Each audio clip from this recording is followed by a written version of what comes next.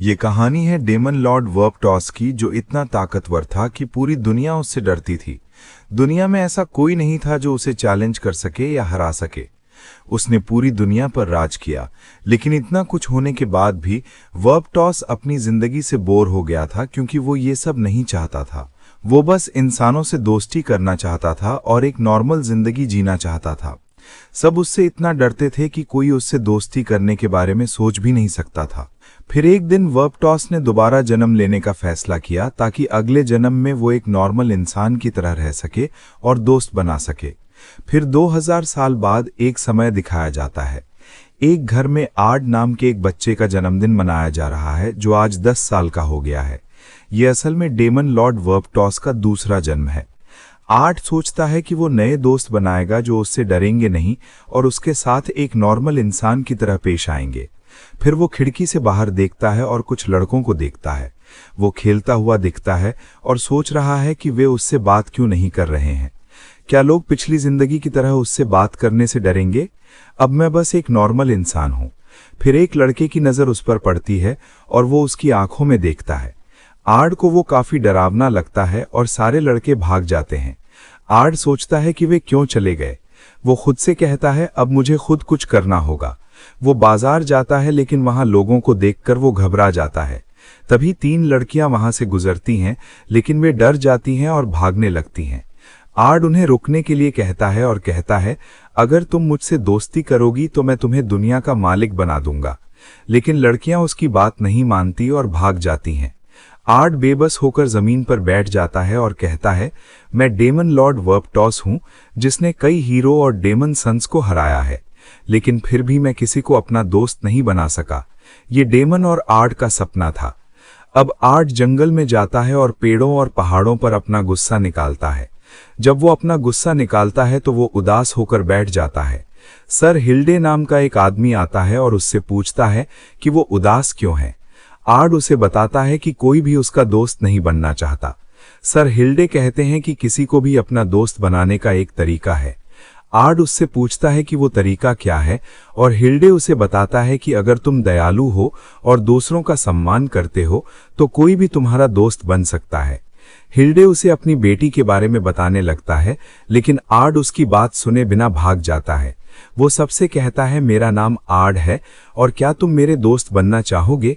लेकिन कोई उसे नोटिस नहीं करता, क्योंकि वो बेवकूफ लग रहा है। वो अपना गुस्सा निकालने के लिए फिर से जंगल में जाता है। जब वो किसी के चीखने की आवाज सुनता है तो वो तुरंत उस जगह पर जाता है और देखता है कि एक लड़की एक जंगली भेड़िए पर हमला कर रही है। वो लड़की हिल्डे की बेटी थी, जिसका नाम आयरी था और उसके पास कुछ जादुई मंत्र थे। वो भेड़िए पर हमला करती है, उसे मार देती है और फिर जमीन पर बैठकर रोने लगती है। फिर वो आर्ड को देखती है। आर्ड उससे अपना दोस्त बनने के लिए कहता है। ये सुनकर वो रोने लगती है और भागकर अपने पिता को गले लगा लेती है। तभी आर्ड आता है। वो ये देखकर हैरान रह जाता है कि आयरी हिल्डे की बेटी है। वो लगातार आयरी को अपना दोस्त बनाने की कोशिश कर रहा है, लेकिन आयरी कभी उसे नोटिस नहीं करती। उस रात आर्ड अपने कमरे में लेटा रहता है और सोचता है कि वो आयरी को अपना दोस्त बनाने के लिए क्या कर सकता है। उसने अब तक जो कुछ भी किया था, आयरी ने उस पर कोई ध्यान नहीं दिया था। जब वो यही सोच ही रहा था तो उसे एक तेज आवाज सुनाई देती है। वो घर से बाहर आता है और देखता है कि मॉन्स्टर्स ने उस पर हमला कर दिया है। उसके पिता उन मॉन्स्टर्स को मार रहे हैं। तभी ओहिल डेबी आती है और उसे बताती है कि आयरी अभी भी पहाड़ों में है। इससे वो परेशान हो जाता है और उससे कहता है कि वो आयरी को बचाने जा रहा है और उड़ जाता है। उसके पिता और हिल्ट हैरान रह जाते हैं, क्योंकि उन्हें आर्ड की काबिलियत के बारे में पता नहीं था। इस बीच आयरी को कुछ मॉन्स्टर्स ने बंदी बना लिया है। वे उससे पूछते हैं, क्या तुम मदद के लिए किसी को नहीं बुलाओगी? आयरी को लगता है कि कोई भी उसका दोस्त नहीं बनना चाहता और इससे वो दुखी हो जाती है। जैसे ही मॉन्स्टर उस पर हमला करते हैं, आयरी चिल्लाती है और आर्ड आकर उन्हें मार देता है। उन मॉन्स्टर्स का लीडर दूसरे मॉन्स्टर्स को भी आर्ड पर हमला करने का निर्देश देता है, लेकिन आर्ड अपनी जादुई टेक्निक का इस्तेमाल करके उन सभी को मार देता है, जिसमें उनका लीडर भी शामिल है। इस बीच आर्ड का परिवार और आयरी के पिता आर्ड और आयरी का इंतजार कर रहे हैं। आयरी आर्ड से पूछती है, तुमने मुझे क्यों बचाया? मैं मरना चाहती थी। आर्ड उसे कहता है, तुम्हें ऐसी बातें नहीं कहनी चाहिए, मैं तुम्हारा दोस्त बनना चाहता हूं। अगर तुम्हें लगता है कि मैं तुम्हें धोखा दूंगा तो ये सच नहीं है। आयरी आर्ड से दोस्ती कर लेती है। इस जन्म में लॉर्ड वर्पटॉस एक नॉर्मल इंसान के रूप में पैदा हुए थे। उन्होंने आयरी नाम की एक दोस्त भी बनाई। सालों बाद जब वे दोनों बड़े हो गए तो उन्होंने एक मैजिक स्कूल में एडमिशन ले लिया। उस मैजिक स्कूल के प्रोफेसर गोल्डे ने उनका स्वागत किया और कहा, मैंने तुम्हारी बहादुरी की कहानियां सुनी है कि कैसे तुमने राक्षसों को हराया। तुम्हें प्रैक्टिकल एग्जाम देने की जरूरत नहीं है, लेकिन तुम्हें लिखित एग्जाम देना होगा। एग्जाम के बाद आयरी ने नोटिस बोर्ड पर रिजल्ट लिस्ट में अपना नाम ढूंढा। जब उसने अपना नाम देखा तो वो बहुत खुश हुई। दूसरी ओर आर्ड अपना नाम नहीं देख पा रहा था, जिससे उसे चिंता हो रही थी कि कहीं वो फेल तो नहीं हो गया। हालांकि आयरी को उसका नाम मिल गया, लेकिन ये देखकर वो हैरान रह गया कि उसके मार्क्स 0 थे, मतलब उसे कोई स्कोर नहीं मिला था। उसे हैरानी हुई कि ये कैसे हो सकता है कि उसने 0 नंबर लाए हों फिर भी एग्जाम पास कर लिया हो। प्रोफेसर गोल्डे आए और उसकी तारीफ की। आर्ड ने उससे पूछा कि मुझे समझ नहीं आया कि तुमने क्या कहा। मेरे मार्क्स 0 हैं, फिर भी मेरा नाम लिस्ट में शामिल है। प्रोफेसर गोल्डे उसे बताते हैं कि उसके जवाब जेन्युइन थे। मॉडर्न थ्योरी के हिसाब से उसके सभी जवाब गलत थे, लेकिन अगर आप ध्यान से देखें तो किसी दूसरे स्टूडेंट ने उसके जितने जीनियस जवाब नहीं दिए हैं। प्रोफेसर गोल्डे जोर से सभी स्टूडेंट्स को बताते हैं कि आर्ड के माता पिता ने कई साल पहले एक मॉन्स्टर को मारकर हमारे शहर को बचाया था और आर्ड उन्हीं हीरो का बेटा है। ये सुनकर वे हैरान रह जाते हैं। तभी दरवाजे के पीछे एक लड़की दिखाई देती है जिसका सिर्फ शरीर दिख रहा है, उसका चेहरा नहीं दिख रहा। वो भी प्रोफेसर गोल्डे की हर बात सुन रही थी। अब क्लास शुरू होती है। जैसे ही आर्ड और आयरी क्लास में आते हैं, सभी स्टूडेंट्स उन्हें घेर लेते हैं। वे सब उनके दोस्त बनना चाहते थे, लेकिन एक तरफ 2 स्टूडेंट्स उनके बारे में अजीब बातें कह रहे थे और एक कोने में एक दूसरा स्टूडेंट अपने दोस्तों के साथ एक गुलाबी बालों वाली लड़की को छेड़ रहा था। फिर एरी उस लड़के को रोकती है।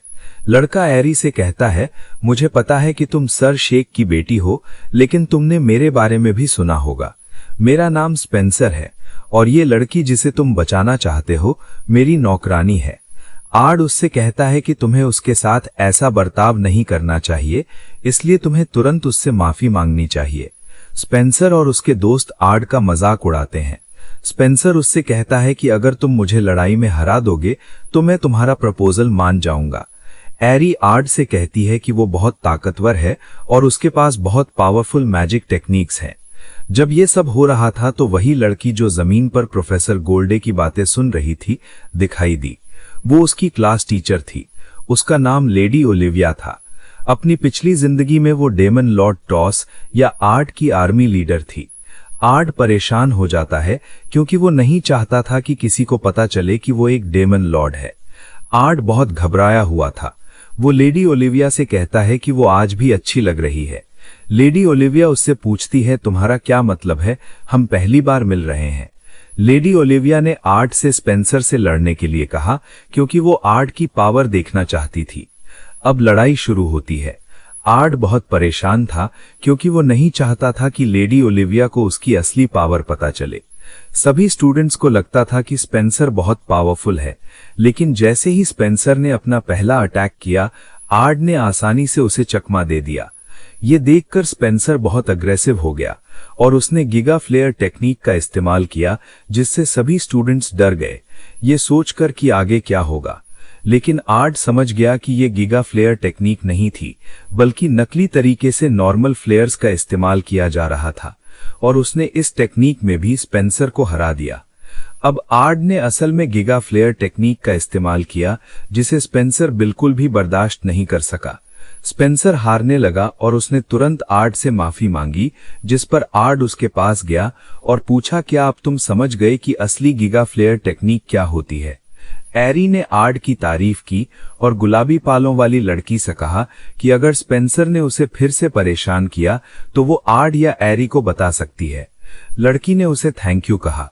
तभी लेडी ओलिविया भी आती है और सभी स्टूडेंट्स को बताती है कि आर्ड ने डबल मैजिक टेक्निक का इस्तेमाल किया है, जो आज के जमाने में मुमकिन नहीं है।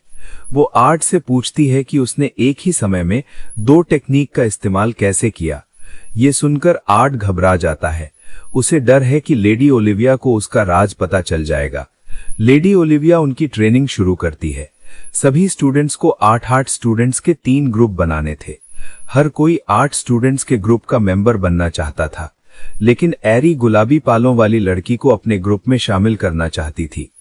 एरी उसके पास जाती है और उसका नाम पूछती है। गुलाबी बालों वाली लड़की का नाम जेनी था। ट्रेनिंग शुरू होती है। लेडी ओलिविया बताती है कि उन सभी को एक काले भेड़िए को मारकर उसकी खाल उतारनी होगी। ये सुनकर सभी स्टूडेंट्स हैरान रह जाते हैं, लेकिन लेडी ओलिविया आर्ट से मिशन पूरा करने के लिए कहती है। आर्ट जेनी और एरी के साथ भेड़िए को मारने के लिए निकल जाता है। जैसे ही वो काले भेड़िए को देखते हैं, आर्ट और एरी उसे आसानी से मार देते हैं। आर्ट के जोरदार हमले से भेड़िए की खाल भी जल गई थी। ये देखकर जेनी हैरान रह जाती है। आर्ट जेनी से पूछता है कि क्या वो ये मैजिक टेक्निक सीखना चाहेगी। ये सुनकर जेनी घबरा जाती है। एरी उससे कहती है, चिंता मत करो, आज से हम दोस्त हैं। आर्ट उसे एक मैजिक टेक्निक सिखाता है, लेकिन जेनी उसे सीख नहीं पाती।